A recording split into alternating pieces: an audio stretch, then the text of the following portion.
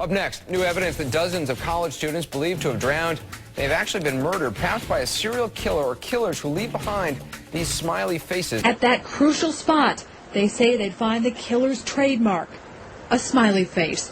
This a smiley face killer. Coincidence or a frightening trademark of the perfect crime? Smiley face was drawn near where many of their drowned bodies were found. Last night revealed the Smiley Face Killers, a gang that murdered.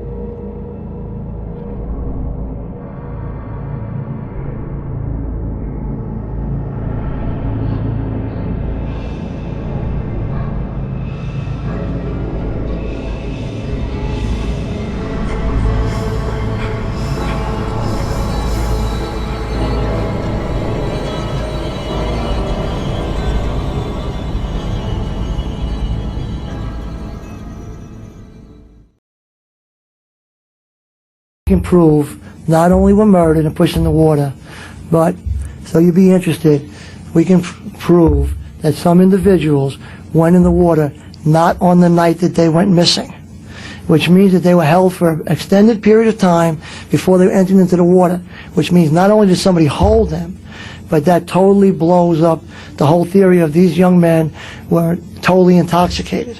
First of all, most of those intoxication levels, unless they were 3 or 4, were those ones were, were suspicious, but the ones at 0.16 or 0.22 were not that high of a level for an individual to just get drunk and walk into the water.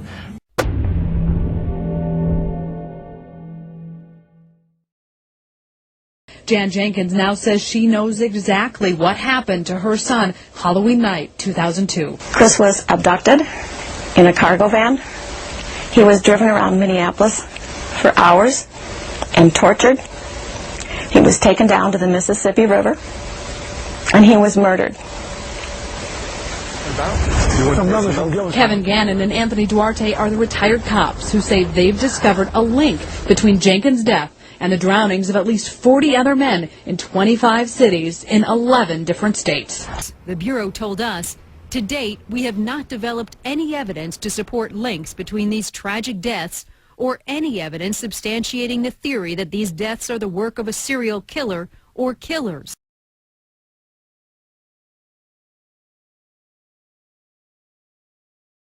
Tell me what you believe is happening to these students. I believe that these young men are being abducted by individuals in the bars, taken out, and at some point even held for a period of time before they are entered into the water.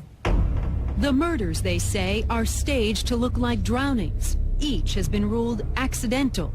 starts with a series of accidental drownings, supposedly accidental drownings, in which the victims have almost always been popular, athletic young college guys with pretty good grades. Now, most of the victims had been drinking before they disappeared in near freezing water, and the creepiest thing of all, a smiley face was drawn near where many of their drowned bodies were found. In a broadcast exclusive, the men who first broke the news of the linkage between 17 smiley-faced murders for the first time ever are here to reveal who they think the killer or killers are. They are on your left, retired NYPD Detective Kevin Gannon, and on your right, college professor Douglas Gilbertson. And Professor, you hail from the area in Wisconsin. You teach there. Is that close to La Crosse, Wisconsin? It's about a 3-hour drive from St. Cloud. But 8 of the cases are Wisconsin cases around that one town of La Crosse. And the reason, Kevin, I want to ask you or start there, is that the FBI has reviewed the 8 cases in La Crosse, Wisconsin, and the FBI says, based on its review of the submitted case materials, quote, that no evidence exists to support the conclusion that a serial offender has been targeting males in La Crosse. None of the cases have been linked forensically. No singular or unusual behavior reflected in the cases that would support their linkage to a common offender. Okay, let's stick with these 8 victims. The FBI said they're not linked. Why do you think they are? Well, in 6 of those 8 cases, as you can see there, in the 6 cases, the victims were coming out of only 2 bars in all of La Crosse. La Crosse is a community of 3 universities, about 55 bars in like a 6 or 7 block radius. And 4 victims came out of 1 bar, and 2 victims were last seen coming out of another bar.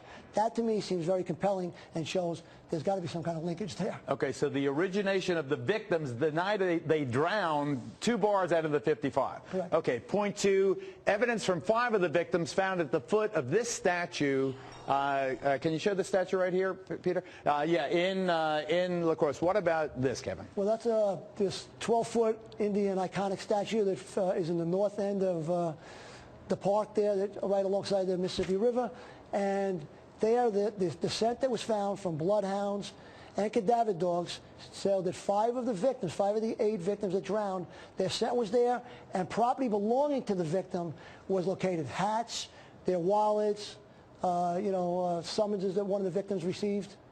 All right. Now, Professor, what do you make of this, that this particular statue is a magnet, evidently, for some of this forensic evidence? Well, it's a part of all the pattern that we see, and that's one of the things that first attracted me to La Crosse in particular, was the consistency in the victimology, the types of victims and so forth. And then in this particular case, there's a clear pattern that evidence keeps showing up in the same spot. That doesn't sound like an accident to me. All right, now you mentioned the victimology. The type of victim is very interesting. I mentioned that they were college kids, good builds, pretty good grades. You say in your study here, no short or obese men were victimized. No tall obese men were victimized. No short or tall underweight men, but all the victims in this range of normal. What's the significance? Well, we have just one statistical outlier at the top, but it still is not off to one side or the other. It's not an extreme. What I used there was, and you can find the calculation for body mass index at the CDC website, but I calculated the body mass index for the victims that we have in our data set, and that's how they plot out. Now, you can't tell me that if we had a normal distribution of society, of a sampling from a population, we should have extremes on the end. We should have those short, skinny people, short, fat people like me, and tall, fat people and tall, skinny people, and you just don't have them. So that tells me that we don't have a normal distribution. So does that tell you that a specific type of young man was being targeted by the smiley face killer? Yeah. Yes. Without a doubt. And Kevin, a detective, does that tell you that there's one killer or there are multiple killers? Is it a ring of killers? Multiple killers. We know that because we have multiple victims on the same nights in different locations, hundreds of miles away.